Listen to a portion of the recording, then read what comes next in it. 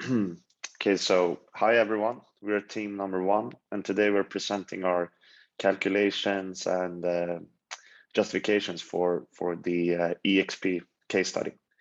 So, question one: the market cap of EXP World Holdings was approximately 5.7 billion as of June 30, 2021, and the question is, what fraction of this valuation can be attributed to the all-remote way of operating? To answer this question, we used peer firm Remax's growth and cost structure to derive what EXP's revenues and costs would look like if they operated like a traditional real estate business.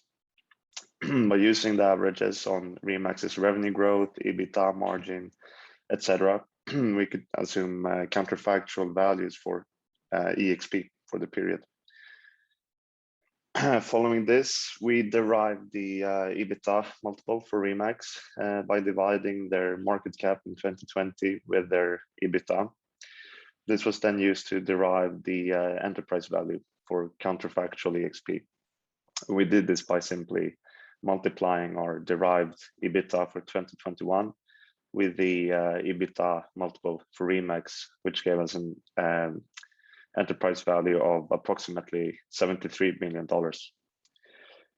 So considering the DCF valuation, we calculated free cash flows for each year in the period and also for 2021. And this was done by adding D&A to and stock expenses to net income and then subtracting capex and acquisitions. We then calculated the terminal value for 2021 and ultimately the present value of the terminal value, assuming a long-term growth rate of 3% and a weighted average cost of capital of 9%. This gave us an enterprise value of approximately $48 million. We then took the difference between our DCF-derived enterprise value and the true market cap for EXP as of June 2021, and divided this by the true market cap. So based on this, we could conclude that the value derived from the all-remote way of operating made up for 99% of the true market cap as of June 2021.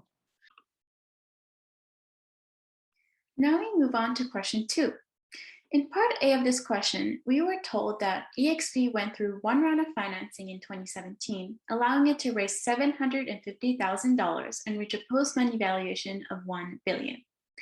We were also provided with the founder's ownership fraction after this financing round, which was 55%. Now, in order to find the founder's ownership fraction before the financing round, we first computed the investor's share of the company by dividing their investment by the company's post-money valuation, and this resulted in a value of less than 1%. Then, we simply undiluted the founder's 55% ownership after financing and took it back to its original value by dividing it by 1 minus the investor's ownership.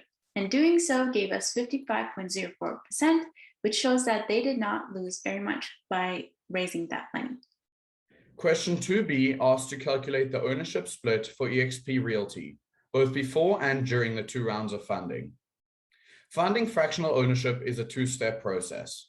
First, we found each year's free cash flows and discounted them back to find their present values for 2013 and 2017 respectively.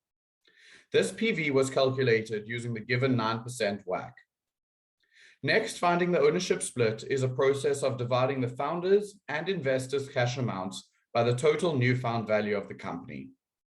Some assumptions that were made regarding 2013 specifically is a 60% founders' ownership before the funding round. This is beneficial in calculating the founders' value before investment. Other assumptions, such as the cost structure and free cash flow, both relate to the breakdown that was drawn from the given Remax financials. For question 3, we needed to apply 2-stage growth DCF to calculate the valuation for EXP. The 2 stages we are considering are the rapid growth period and the long run period. For the DCF method, we require that the free cash flows be calculated, and we chose to represent the value of the firm in terms of 2020 dollars, since that's the current fiscal year.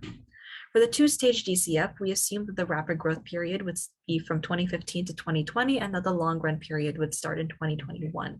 We made this assumption because we were provided data for 2015 to 2020, which could provide some foundation for calculating the firm's value. We also assume that the net working capital is negligible and could be ignored for a small company such as EXP, and that the income tax rate would be similar to that of the average tax rate of their competitors, such as Remax. So since the long run period starts in 2021, we needed to forecast the free cash flow for that year. We obtained a projected EBITDA value from the Thomson ONE database, but we couldn't find any values for capital expenditure or depreciation. For those values, we forecast them ourselves by plotting the data for the 2015 to 2020 years and observed trends in the data. We applied appropriate trend lines to the data series and used those equations to estimate their 2021 values. You can see those plots on the right. And so this assumes that the 2021 values will grow in the same behavior as the past year. Once we did this, we were able to compute FCF, the free cash flows for 2021. With our assumptions and required values calculated, we were able to compute the valuation for EXP for both periods. And so for the rapid growth was first discounted to $2015, and then with the WACC that was provided of 9%, and then we summed that up and brought it to $2020. And a similar thing was done for the long run period, but just directly to $2020.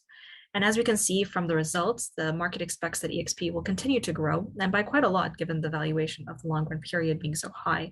And this was evident to us before calculating the enterprise value, because the forecasted value for the EBITDA for 2021 was about 98 million, even though last year it was just about 35 million. So this is a huge increase in earnings.